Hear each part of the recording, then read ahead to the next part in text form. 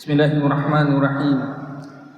Alhamdulillahi hamdan katsiran tayyiban mubarakan fihi kama yuhibbu rabbuna wa yarda. Asyhadu an la ilaha illallah wahdahu la syarika lah wa asyhadu anna Muhammadan abduhu wa rasuluhu la nabiyya ba'da, amma ba'du. Wa qala Allah ta'ala fil Qur'anil Karim, ya ayyuhallazina amanu taqullaha haqqa tuqatih wa la tamutunna illa wa antum muslimun. وقال يا أيها الناس اتقوا ربكم الذي خلقكم من نفس واحدة وخلق منها زوجها وبث منهما رجالا كثيرا ونساء واتقوا الله الذي تساءلون به والأرحام إن الله كان عليكم رقيبا. وقال يا أيها الذين آمنوا اتقوا الله وقولوا قولا سديدا يصلح لكم أعمالكم ويغفر لكم ذنوبكم وَمَن يُطِعِ اللَّهَ وَرَسُولَهُ فَقَدْ فَازَ فَوْزًا عَظِيمًا. Jamaah rahimani wa rahimakumullah. Pada siang yang berbahagia ini kita akan lanjutkan pembahasan di pertemuan sebelumnya.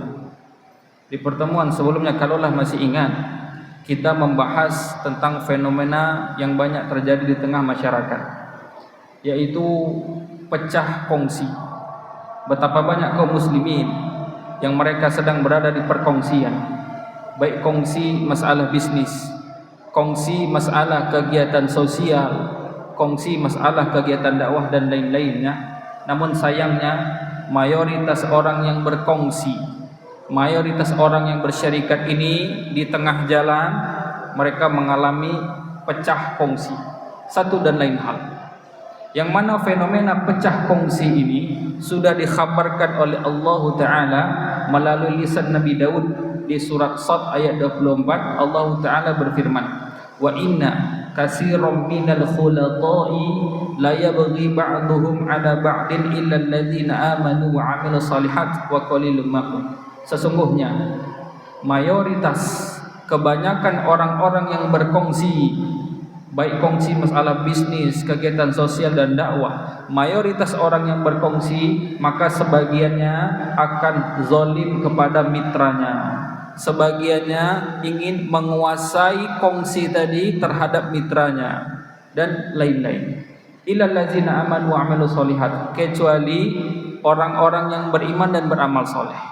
Kecuali yang berkongsi tadi, orang-orang yang beriman dan beramal soleh, maka ini barulah sebagian tidak zalim kepada sebagian yang lain. Barulah sebagian tidak ingin mengakuisisi, mengambil alih saham atau jerih atau bagian dari mitranya.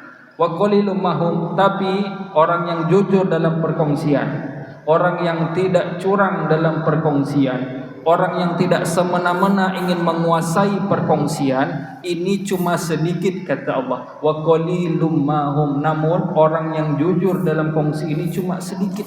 Berarti mayoritas orang berkongsi itu sukanya memakan jatah teman kongsinya, menguasai jatah teman kongsinya.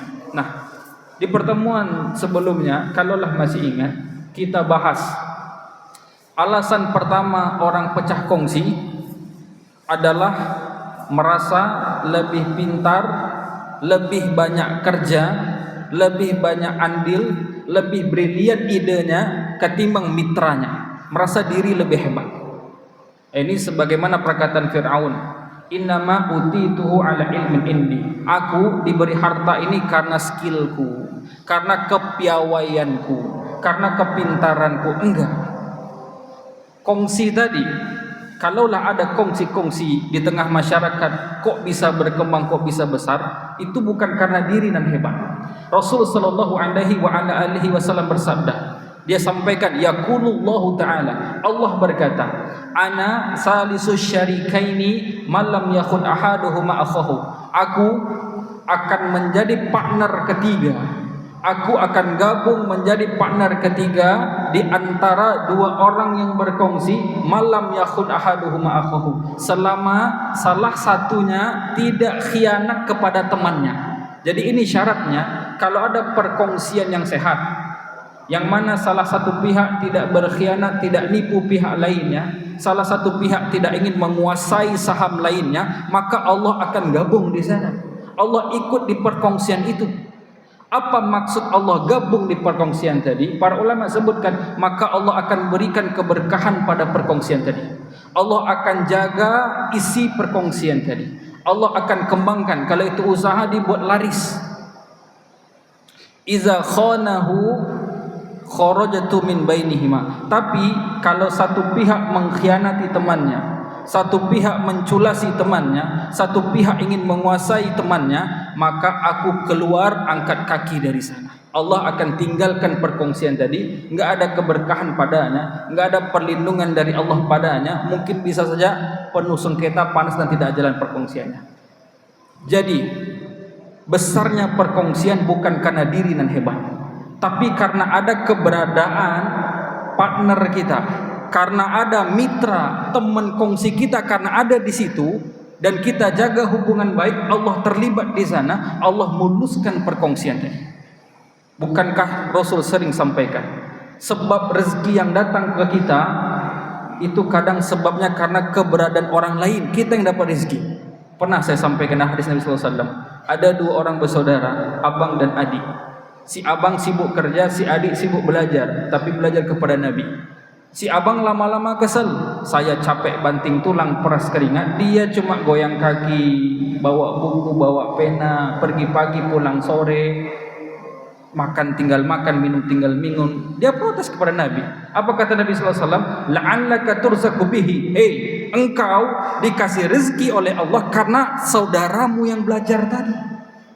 Dan banyak orang kaya pun kadang ditolong oleh Allah, diberikan rezeki oleh Allah bukan karena skillnya, tapi karena ada orang-orang miskin di sekitarnya. Innama, kata Nabi SAW, innama tunsoruna wa turzakuna bidu'afaikum. Sesungguhnya kalian diberi pertolongan oleh Allah, wahai orang-orang kaya, dan diberi rezeki oleh Allah karena ada orang-orang fakir di sekitar kita.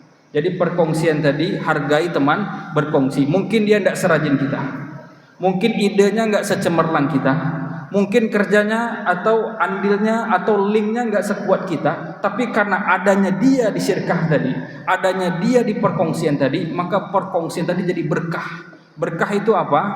Berkah itu ya kalau kita sedikit tapi cukup. Itu sebab pertama, merasa diri hebat sehingga pecah kongsi. Yang paling banyak kerja, yang paling banyak mikir, yang paling banyak link dan lain-lain. Yang kedua, ini yang kita bahas. Sebab orang pecah kongsi yang kedua adalah karena tamak, karena ada sifat rakus di diri, ada sifat tamak. Dan sifat tamak ini biasanya karakter sifat tamak ini juga ingin menguasai, merasa kurang. Mungkin dia dapat porsi 50-50, merasa kurang, tamak. Ya, kalau makan barale nampak orang tamak ini, ya sudah, nasinya melandung tinggi, sambal sampai penuh, ujungnya nggak habis. Ada namanya tamak. Dan sifat tamak ini memicu orang pecah kongsi. Dan sifat tamak ini berbahaya jamaah sekalian. Rasul sallallahu alaihi wasallam bersabda, hadis Tirmizi, "Ma zibani ja'i'ani ursila fil ghanam bi'afsada laha min hirsil mar'i 'alal mal wa syaraf lidinihi." Tidaklah dua ekor serigala yang kelaparan dilepaskan kepada kambing.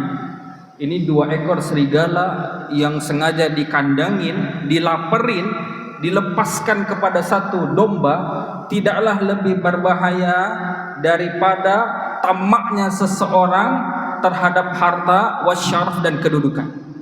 Lidini terhadap agama ini. Rasul ingin kabarkan, Rasul berikan perumpamaan. Manusia kalau punya sifat tamak itu jauh lebih buas daripada binatang buas. Jauh lebih buas daripada binatang buas. Dalil, apa buktinya? Banyak orang bersengketa masalah warisan. Kalau sudah di hadapan harta, sanak keluarga itu tidak ada. Kalau sudah di hadapan harta, enggak ada lagi persaudaraan. Jadi itu bahayanya rakus tadi. Itu kata Nabi, bahkan orang rakus itu lebih buas daripada binatang buas. lebih buas daripada binatang buas. Dan bahaya sifat tamak. Umar ibn Khattab mengatakan, ta'lamunna annal tamak fakrun wa annal iyasa ghina. Kaum muslimin, ketahuilah bahwasanya sifat tamak di hati itu sama dengan kefakiran. Karena orang tamak itu selalu merasa kurang, ingin lagi dan ingin lagi. Kalau kata Nabi, kallazi ya'kulu wa la yashba', seperti orang yang makan tidak pernah kenyang. Itu tamak. Kemudian Al Hasan mengatakan, Salahuddin al-wara' wa fasaduhu at-tamak. Bagusnya agama seseorang itu kalau dia punya sifat wara', yaitu sifat menjaga diri dan tidak punya tamak. Tapi rusaknya agama seseorang, bahkan rusaknya peri kehidupan seseorang, bersosialnya seseorang kalau dia punya sifat tamak. Ibnu Atha mengatakan, anta hurrun mimma anta lahu aisun wa abdun lima anta lahu tamiun. Ini luar biasa perkataannya. Engkau akan merdeka jika engkau tidak memiliki sifat tamak. Jadi manusia itu akan merdeka kalau dia tidak memiliki sifat tamak. Wa anta abdun lima anta lahu tamiun. Dan engkau akan selalu menjadi budak terhadap hal-hal yang engkau tamak padanya. Ternyata tamak itu membelenggu pola pikir seseorang. Orang kalau sudah punya sifat tamak, maka dia akan diperbudak harta, diperbudak tahta, diperbudak dunia. Dia nggak akan merdeka. Tapi kalau dia tidak ada sifat tamak padanya, tidak mau rebutan-rebutan, tidak mau rakus, tidak mau ingin menguasai saham temannya, ingin menguasai dan lain-lain, maka itu pertanda dia bebas. Itu pertanda seseorang itu mulai bebas. Jadi jagalah perkongsian yang sudah ada, jangan merasa diri hebat, dan jangan ada sifat tamak. Ada seorang syekh, dia pergi ke Afrika. Dia pergi ke daerah minoritas Islam. Di situ nampak anak-anak kecil Afrika. Maaf, di situ ekonomi sulit. Bahkan sampai-sampai di Afrika itu jamaah sekalian, sulitnya makan, sampai-sampai mereka ambil tanah. Mereka ayak tanah tadi, nanti saripati atau tanah yang sudah diayak itu diadon menjadi roti, dipanggang, dimakan. Bisa bayangkan, rotinya bukan dari tepung terigu dan gandum, rotinya dari tanah. Itu saking susahnya hidup. Dan Syekh datang ke sana, nampak sekumpulan anak-anak kecil yang susah hidupnya. Kemudian Syekh membuat perlombaan, membuat sayembara. Syekh beli buah-buahan premium super lezat, ditaruh satu keranjang. Bisa bayangkan orang Afrika yang sering kelaparan, bahkan yang rotinya dari tepung tanah tadi, melihat buah-buahan itu bersilau matanya. Kemudian ditaruh buah yang lezat. Kemudian anak-anak tadi disuruh baris di pojok sana, disuruh lomba lari. Siapa yang paling cepat lari bisa menguasai satu keranjang buah lezat premium tadi. Bisa bayangkan, ini anak Afrika sering kelaparan, bahkan makan roti dari tepung tanah, menampak buah-buahan tadi dan disuruh lari. Siapa yang menang ambil sepuasnya. Itu kira-kira larinya gimana? Itu kira-kira seperti apa model larinya? Dan perlu diketahui, para pelari dunia itu dari Afrika. Ini disuruh start. Syekh pengen lihat nih, ini gimana model larinya. Orang yang sering kelaparan, boro-boro nggak pernah terpikir makanan lezat ada di hadapannya. Dan subhanallah, tak kala mereka disuruh lari, semua anak Afrika tadi saling bergandengan tangan. Dan mereka maju seiring seirama, selangkah demi selangkah, terus demikian sampai ke tempat finish. Dan mereka gembira. Dan akhirnya mereka berbagi buah bersama. Syekhnya heran. Ditanya, ini kenapa kalian? Kenapa kok kalian malah berpegangan tangan? Kok malah jalan bareng-bareng? Seandainya salah satu kalian lari sprint, dia akan kuasai semua buah-buahan tadi. Apa kata mereka? Ubuntu. Kami ini bisa karena bersama. Kami ini ingin maju bersama. Bagaimana mungkin kami makan kenyang sementara saudara kami kelaparan? Ini konsep kerjasama tadi. Ini konsep kongsi tadi. Ini anak-anak Afrika sering kelaparan, mereka tidak serakah, tidak mau mengambil saham temannya, tidak mau menguasainya. Kita Indonesia yang mengaku kadang terpelajar, tapi serakahnya luar biasa mengalahkan orang-orang Afrika. Aku qouli hadza fastaghfirullah li wa lakum wa lisairil muslimina innahu wal ghafurur rahim. Assalamualaikum warahmatullahi wabarakatuh.